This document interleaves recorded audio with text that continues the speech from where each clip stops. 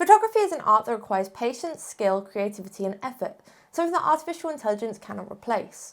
We wait hours, days, even years for a photograph, planning out the aspects we wish to perfect. What will the background look like? What pose will our subject have? Will it be looking away from us, to the side, directly towards us? Do we want foreground? And how much? What about a behind the shoulder shot? We wait for lighting to be perfect, wait to get to the location, find the subject and shoot.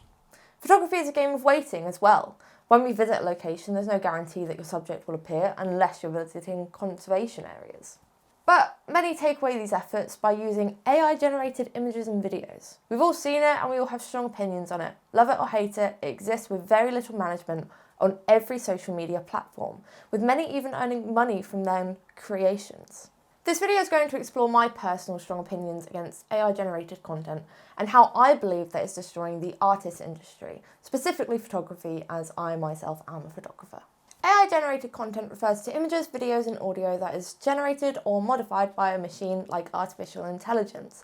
Essentially, you can type anything you wish to create and the machine learning module will scan millions of images across the internet relevant to the prompt. The algorithm then begins to assess and put together which words work with which image and adds many images together. With the rise of AI, these tools have grown in popularity and controversy dramatically. AI-generated content has existed since the mid-1900s after Harold Cohen created Aaron. This is a series of computer programs he created that generate artistic images automatically using artificial intelligence. Originally, he created this to mimic the decision-making process of artists, although now it's being taken advantage of by those who wish to not put in any decision-making at all. Look at this cute raccoon bathing in a river. It's so adorable, but it's AI-generated. What about this beautiful bird? Look at the detail and the colours are absolutely fabulous.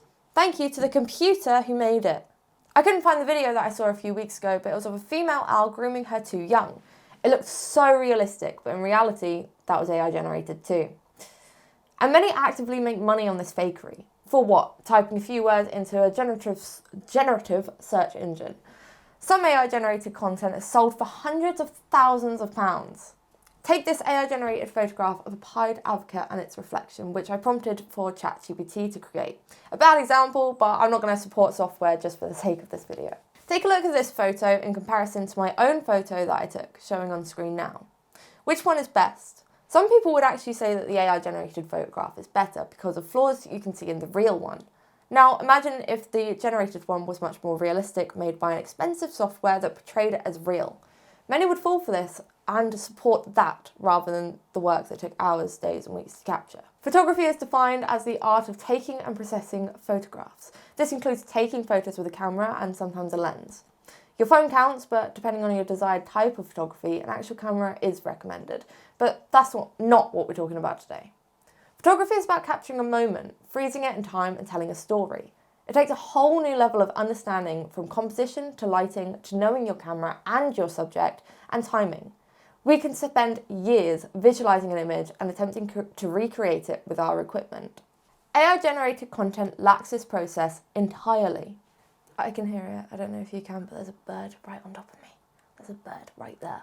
Typing a prompt into a machine and receiving a compiled version of millions of photographs together, photographs which other people have taken or made, that is not photography, and I would personally go as far to say that that is not art, which is to use creative knowledge and imagination.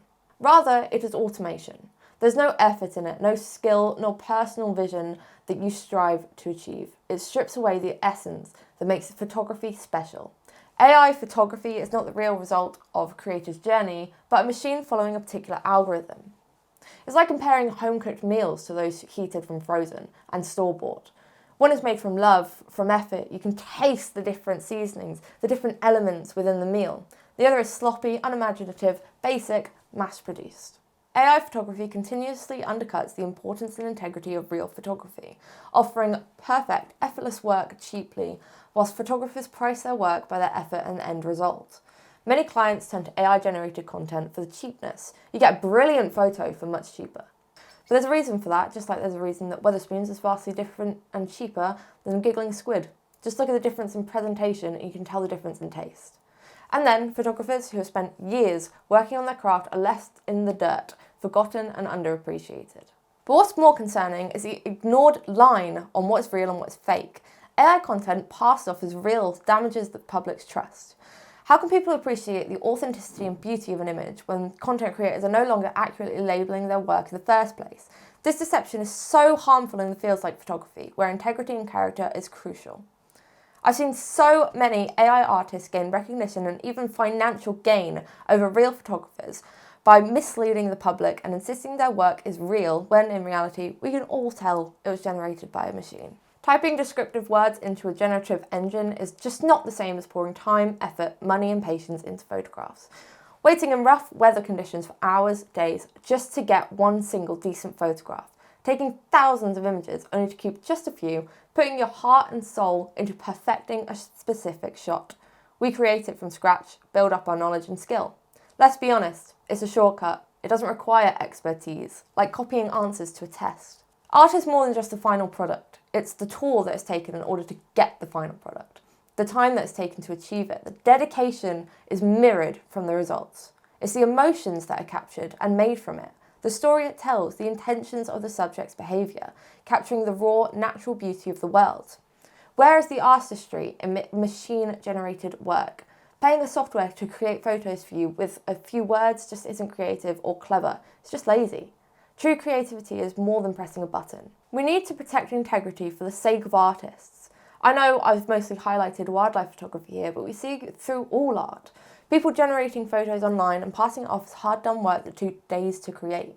We need stricter regulations against AI-generated content, not only for artists, but for people who delve into the images and videos that they once loved, engaging what they believe to be portrayal of time and dedication.